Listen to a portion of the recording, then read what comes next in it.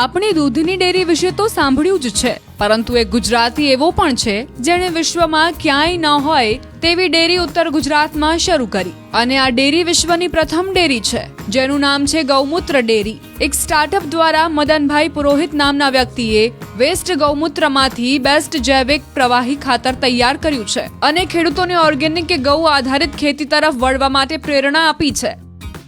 આજ તમારા બધાની મુલાકાત હું દેશ અને દુનિયાની પહેલી ગૌમૂત્ર ડેરીની કરાવી રહ્યો છું, તેનું પ્રસાદ એગ્રોવેટ પ્રાઇવેટ લિમિટેડ. અમારું ઉદ્દેશ્ય છે કે ગોપાલકને એક આત્મનિર્ભર બને, ખેડૂત આત્મનિર્ભર બને, દેશ ઝેર મુક્ત બને.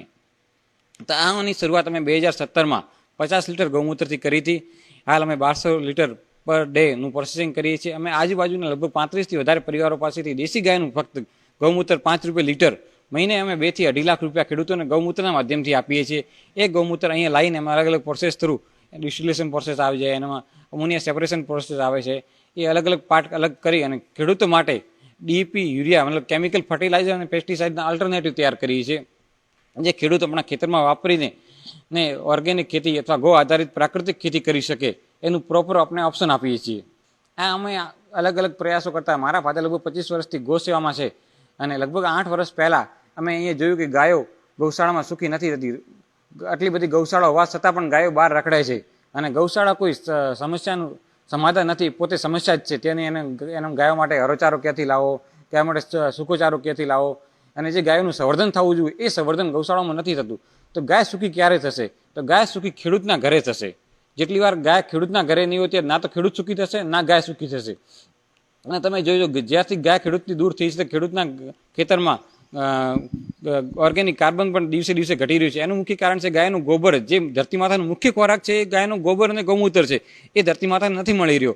નો ડાઉટ સરકાર તરફથી ઘણા બધા પ્રયત્નો કરવા આવી રહ્યા છે, પણ તો એ જેટલી સફળ થવું જોઈએ એ સફળ નથી થતું. તો આવા બધા અમે ભયંકર પરિણામો જે વાતાવરણમાં છે કે પેસ્ટિસાઇડના કારણે કેન્સર જેવા અદ્ભુત, ડાયાબિટીસ જેવા અદ્ભુત રોગો થાય છે, એ બધું જોતા અમે આ બધું નવો વિચાર આવ્યો કે આવું કંઈક કરીએ જેનાથી ગાય અને ખેડૂત બે આપસમાં જ જોડે. તો જ્યાં સુધી ગાયને ખેડૂતને ગાયથી પૂરી ઇન્કમ નહીં મળે ત્યાં સુધી ખેડૂત ગાય નહીં રાખે. તમે આવો વિચાર કર્યો કે ગૌમૂત્રમાંથી પણ અલગ અલગ ઘણા બધા ઔષધિઓ બની શકે છે, જેના ડીપ, યુરિયાના અલ્ટરનેટિવ બની શકે છે. ત્યાંથી અમે વિચાર લાવીને આ બધું પ્રોસેસ ચાલુ કર્યો. ગૌમૂત્ર ડેરીના સંચાલકનું કહેવું છે કે મારા પિતાજી છેલ્લા ઘણા સમયથી ગૌશાળામાં ગાયોની સેવા કરી રહ્યા છે.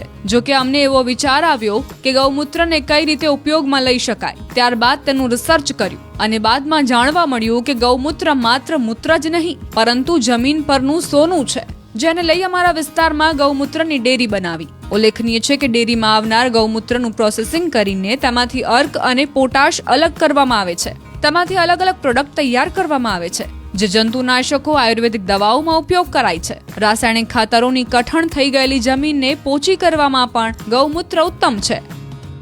આપણે એક જ વસ્તુ કહેવાની છે કે વેદો, શાસ્ત્રો અને સંતો આ લોકોએ એવું કીધું છે કે ગાયના ગૌમૂત્રમાં સોનું છે. એ સોનું ક્યાં છે? તો આપણે ધેનુ પ્રસાદ એગ્રોવેટ પ્રાઇવેટ લિમિટેડ કંપની દ્વારા રિસર્ચ કરી, અલગ અલગ રિપોર્ટ કરાવી, લેબ કરાવી અને ગાયના ગૌમૂત્રથી સોનું બહાર નીકાળી કે સોનું ક્યાં છે એ આપણે સાબિત કરીને એ બતાવ્યું છે કે ગાયના ગૌમૂત્રમાં સોનું ખેડૂતના ઘરે છે. તો ખેડૂતના ઘરે આ વસ્તુ વપરાશે અને એમાંથી ઉપજ આપશે તો એને સોના જેવા પૈસા મળશે. એટલે આપણે સાબિત કરી બતાવ્યું છે કે ગાયના ગૌમૂત્રમાં સોનું છે, ગોલ્ડ છે. વેદો અને શાસ્ત્રો બધા કહે છે એ સાબિત કરી બતાવ્યું છે કે ગાયના ગૌમૂત્રમાં સોનું ખેડૂતના ઘરે છે. બનાસકાંઠા જિલ્લામાં આવેલી ગૌમૂત્ર ડેરી માત્ર દૂધના જ પૈસા નથી આપતી, ગૌમૂત્રના પણ પૈસા આપે છે. ખેડૂતોને ઓર્ગેનિક ખેતી તરફ વાળવા ડેરીમાં ગૌમૂત્રમાંથી જૈવિક પ્રવાહી ખાતર તૈયાર કરવામાં આવે છે. આમ વિશ્વમાં ક્યાંય નથી તેવી ડેરી શરૂ કરીને ગુજરાતનું ગૌરવ વધાર્યું છે. અમે ખાસા વર્ષથી ગૌમૂત્ર વેસ્ટ જતું હતું, એના માટે હવે મને વાવડ્યું છે શામજીભાઈએ. એના માટે મને ખૂબ સારું રહેશે. અમે રોજ ગૌમૂત્ર સવાર સાંજ લઈએ છીએ. ખેતરમાં પણ આની દવા વાપરીએ છીએ અને યુરિયા અમે વાપરતા નહીં બિલકુલ. યુરિયા 7 વર્ષથી અમે નહીં વાપરતા. આ જમીનમાં ઉપયોગ પણ સારો મળે છે. બીજું પણ સારું આવક પણ અમે જે ધાન ખાઈ પણ સારું અમને ખાવા મળે છે ખાતર વગરનું આખું. અને અમને 10-15 હજાર રૂપિયા મહિને મળી જાય છે.